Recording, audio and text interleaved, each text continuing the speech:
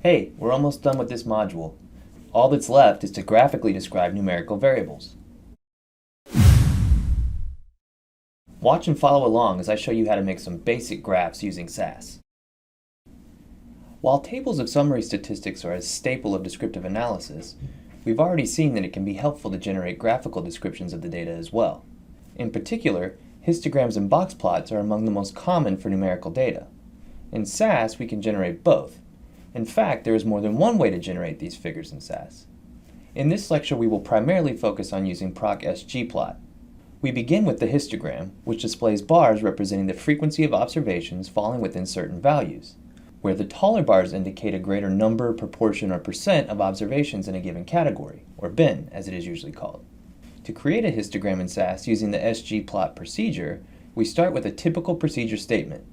On the next line, we tell SAS what type of figure, or plot, as SAS calls them, we want. In this case, a histogram. Then we follow it with the name of the variable that we want the histogram to depict. And here is our histogram. We have our variable, actual height, on the x-axis, and our measure of frequency, by default this is percent, on the y-axis. Both the measure of frequency and the number of bins can be adjusted. Often when we create a histogram, it's because we're interested in understanding whether our data is normally distributed or not, as this is an assumption required by many popular statistical techniques. One graphical aid we can use in making this determination is to overlay a normal curve on top of our histogram. To do this, we simply add a density statement followed by the variable name listed in the histogram statement. So what do you think? Is height normally distributed? The box plot is another commonly used plot for understanding the distribution of a numerical variable.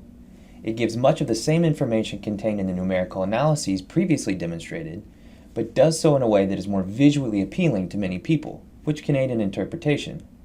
To create a box plot, we simply type the sgplot procedure as we did before, only this time we replace the plot type histogram with the plot type hbox or vbox, depending on which orientation you want for your figure. Generally, I prefer the vertical orientation, so that's what I'll present here. The upper edge of the box aligns with the y-axis at the 75th percentile. The lower edge of the box aligns with the y-axis at the 25th percentile. Together they represent the intraquartile range, or IQR. The line in the middle of the box aligns with the y-axis at the median. The diamond in the middle of the box aligns with the y-axis at the mean. The two capped lines emerging from the top and bottom of the box are called whiskers and can have different interpretations depending on the options you specify. By default, the whiskers indicate the range of values that are outside of the interquartile range, but are close enough not to be considered outliers, which SAS defines as a distance less than or equal to 1.5 times the IQR. If you specify the extreme option in your code, then the whiskers indicate the entire range of values, including outliers. The little circles above and below the whiskers are values that SAS considers to be outliers. If we want to label these circles so that we can investigate them further, we can do so with the data label option. This is the same code as above, but we've added the statement option data label to the right of a forward slash. The variable name to the right of the equal sign tells SAS what variable to use to label the outliers.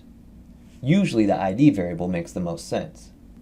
Now we can see which participants have outlying values.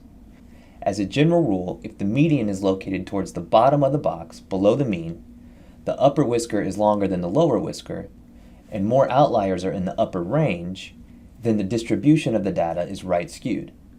If the median is located toward the top of the box, above the mean, the lower whisker is longer than the upper whisker, and more outliers are in the lower range, then the data is left skewed. What about this data? Is it right skewed, left skewed, or not skewed at all? Finally, I want to mention another useful SAS procedure for describing numerical variables in your data, proc-univariate. Proc-univariate produces all of the numerical and graphical descriptors that we have discussed so far in just one step. Here we have the familiar looking proc statement for the univariate procedure with the plot option in the proc statement, and our analysis variable is actual height. As you can see, this procedure produces all of the statistics we discussed earlier, plus some. And if you scroll down, it also produces a histogram, oriented horizontally here, a box plot, and a normal quantile-quantile plot. We didn't discuss the QQ plot before, but it just compares your values to a line representing a normal distribution. When the data are from a normal distribution, the points on the QQ plot will fall along the straight line. Systematic departure from the straight line indicates the data are not from a normal distribution. Upward curving data points indicate right skewedness. Downward curving data points indicate left skewedness. An S-shape indicates a light-tailed distribution, and an upside-down S-shape indicates a heavy-tailed distribution. In this practice, I'd like you to graphically describe a numerical variable, and then interpret your findings. In this module, we covered performing basic descriptive analysis on categorical and numerical variables. We learned how to do this using numerical and graphical methods. Later in the semester, we'll learn several methods for describing relationships between variables. But for now, we have the tools we need to adequately summarize any individual variable we encounter.